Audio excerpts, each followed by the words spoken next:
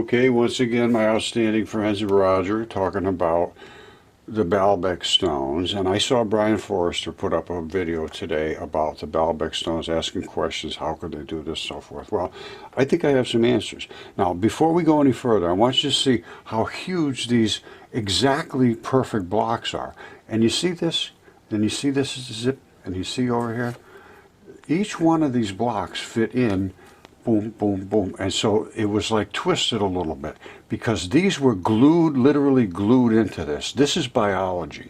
This right here is what they call small leucine-rich proteins, and it's bleeding out. I will show you this. I know it sounds spectacular, but it is. Okay, this is the area where Brian Forrester was in. And at the end of every one of these tendons, and these are little segments of tendons, they have blood that's supplied them from inside. These are the blood vessels. This is the colors of the blood. When you look up on the top, you're going to see there's all kinds of places where there's moss growing because they love the red blood. They literally live on the blood from these ancient creatures. All right, you saw the tendon fibrils, which are the Baalbek stones, attached. Well, they were detached, but they stepped away just exactly like these step away, and they were boards, basically big blocks of stones, exactly like these. Now, this is a very small one here in my shop. That's from a muscle assembly, and I'll show you that. Excuse me. What happens is these fibers glue, literally glue into there, and you saw those little blood vessel brown spots on the ends of them. Go back and look if you didn't see them.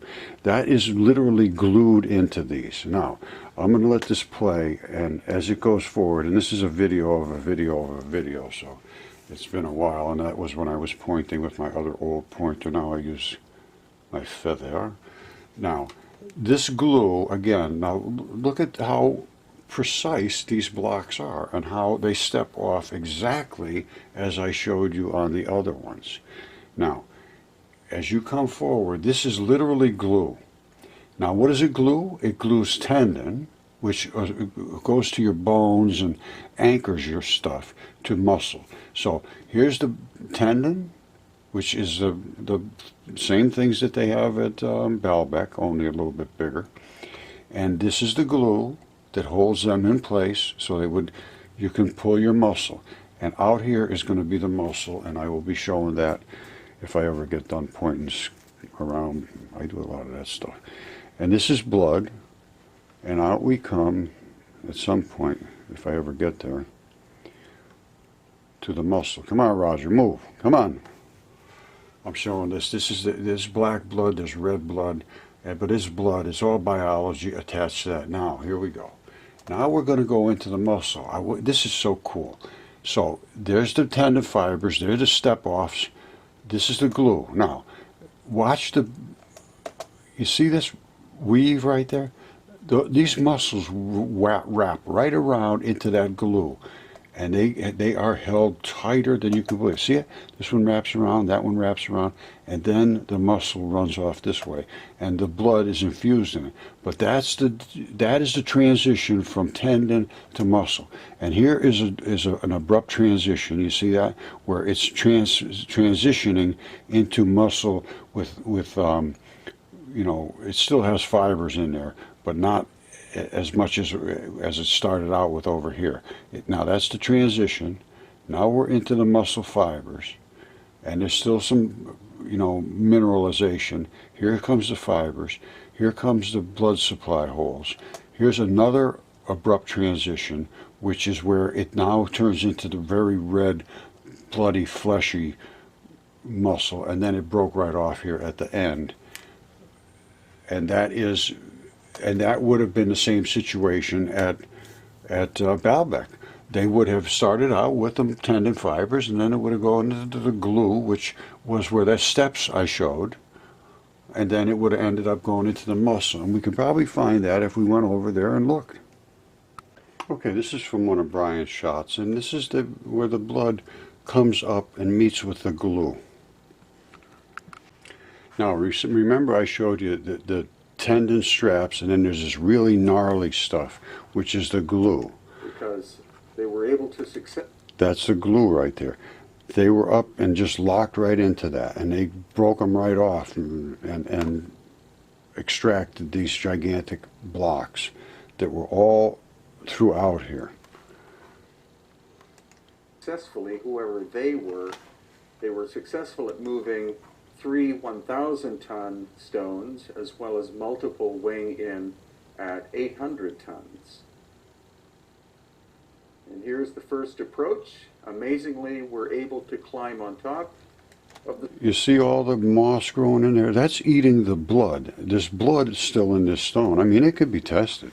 I don't know, I don't know if it's a good idea to do it or not. But and walk all the way up to the top. that's why all that moss is growing in there. Who lives there. in Australia, who was with us on our... All right, you should come up and watch it. This is Brian Forrester. He's very good at presenting things in a nice, easy to look at way. I have different opinions of, see, that's the gluey parts right there. I have different opinions of what he's seeing, but he's asking the questions, and I'm trying to provide the answers, and I'm trying the best I can. And these layers are not just accidental layers. These tendon fibers are all supposed to move independently. And this layer here would have been a layer of literally like lubrication between the tendons. They had to move, and that's why they were stepped off. Because the guy died not just perfect like this. It was like a little twisted. And the tendon, they had to be flexible. They have to move in and out by themselves. That's what tendons do. And that's what we got right here. That's the red, they call it Slurpee, small leucine-rich proteins that are between tendon fibers. And that gives them, well, look at this. Wait till you hear this. Coefficients of friction. Synovial joints in humans, which is this kind of stuff, synovial joints, which are tendons and that sort of stuff. The coefficient of friction is 0.01, which is 4 times better than Teflon on Teflon. These things, you have to move freely, but you also need the right kind of chemistry in your body and probiotics and so forth to create the minerals and the metals and the byproducts that end up being able to be turned into these things. Otherwise, you're going to have issues in your body and your health. Probiotics is the key to virtually everything, and that's how all of this stuff is made in your body is probiotics, and that's how it's all serviced and how it's all transferred is by transition metals, which the probiotics make. Now, I did mention Brian Forrester, and I referred to his video there, and I'm trying to hopefully get a discussion going on. What are we really looking at? Could this be possibly true? Can we do some chemistry? Can we do some anatomy? Can we do some experimentation to prove one way or the other? I say that this is basically what Brian was looking at the pregnant lady stone, and one of these fibers would become one of the pregnant lady stones, and that's why they step off just the way they do, as I showed you. And this is the gluey place, and I'm going to leave it at that. And again, I have nothing to do with Brian Forrester as far as working with him or having him support anything that I say. I don't make any, I'm going to tell you right now, I will put it this way. Nobody supports what I say at the moment. I don't think. That's in the main, not even in the mainstream, even in the alternative, because I'm showing things that people just can't. They just can't allow their mind to go there, and if they do, they're going to be criticized. But trust me, we're going to win in the end because it's all true. There's no question it's true. It is what it is, and if it's not looked at, then it's a disgrace. If it's looked at and they can be overturned, well, then that's just the way things happen. But if they can't dismiss it with facts, they can't stifle it with just saying shut up and go sit in a corner. I'm not going to do that. I love you all.